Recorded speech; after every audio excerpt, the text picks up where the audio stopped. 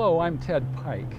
Have you ever criticized Islam, perhaps for its militancy or restriction of women? If you have, and you live in Canada, Europe, or Australia, you could be arrested as a hate criminal. Many governments now consider criticism of race or religion to be hate speech. They have criminalized any words which might hold people of other religions up to contempt.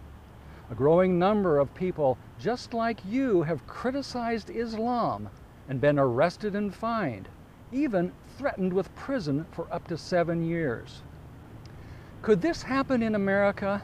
It will, if federal hate crimes bills now in Congress become law.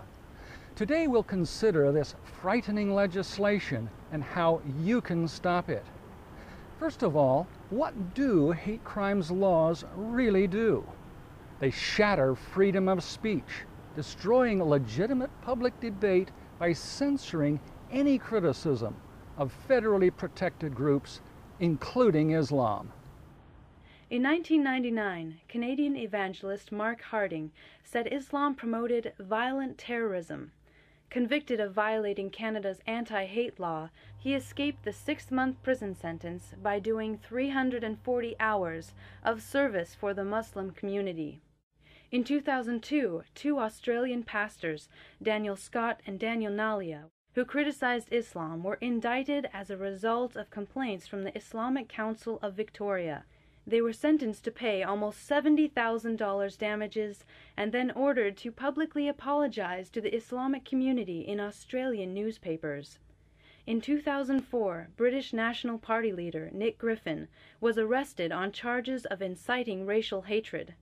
He had called Islam a wicked faith. He faced up to 7 years in prison. In 2007, the Canadian Islamic Conference initiated court proceedings against Canadian author Mark Steyn for criticizing Islam in his book, America Alone. Maclean's magazine, which published part of Steyn's book, also faced hate crimes proceedings. The Islamic Supreme Council of Canada accused another Canadian publisher and author, Ezra Levant, of a hate crime for deriding Islam. He was forced to defend himself before the hate crimes tribunals because he had republished Danish cartoons which mocked Mohammed. Dutch politician Geert Wilders is currently on trial in the Netherlands for alleged hate speech against Islam. Wilders' 10-minute self-produced film, Fitna, quoted Muslim leaders and attempted to warn of Islamic violence. He faces up to 2 years in prison if convicted. Sometimes even a big name isn't enough to remain safe when criticizing Islam. Screen legend Brigitte Bardot has been convicted and heavily fined 5 times for criticizing Islam.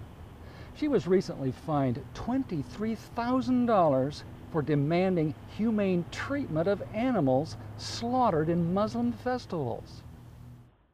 Many of the above defendants, often after years of court proceedings, have been cleared, but most are emotionally and financially devastated.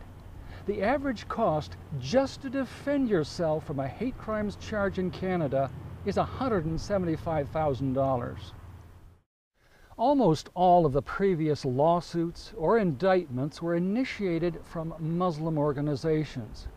But in the United Nations, Muslim groups on a much grander scale are attempting to end criticism of Islam worldwide. The 56 Muslim nations dominating the General Assembly have repeatedly passed a symbolic resolution entitled Combating Defamation of Religion.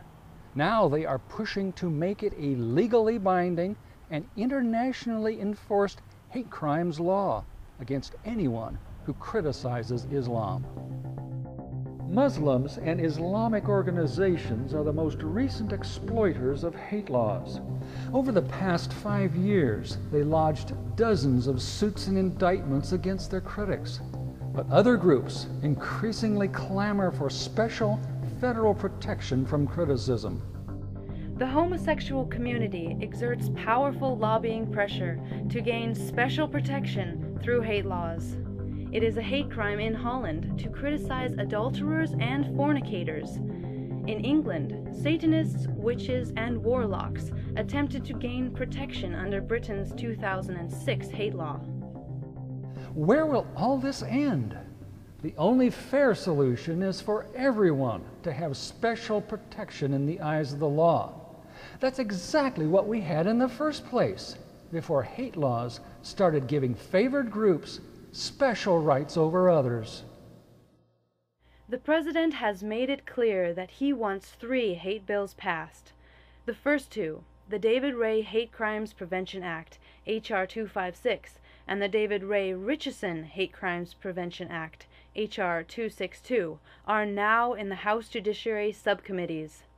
The third bill Obama wants passed is the Workplace Hate Law, ENDA, the Employment Non-Discrimination Act, which is yet to be introduced. To understand how these bills end freedom, watch our 10-minute videos at www.hatelawsexposed.org. How to Kill the Hate Bills and Hate Bill Lies Exposed. Call your members of Congress now to oppose these 3 hate bills. Call 1-877-851-6437 toll-free or 1-202-225-3121 toll. Tell them, please don't vote for any hate crimes legislation. Don't vote for H.R. 256, H.R. 262, or ENDA, the Employment Non-Discrimination Act. Hate laws have taken away free speech in Canada and many European countries. God and the American people have defeated the federal hate crimes bill 5 times over the past 10 years. With God's help and the activism of all Americans, liberal or conservative, religious or non-religious, we can defeat it again.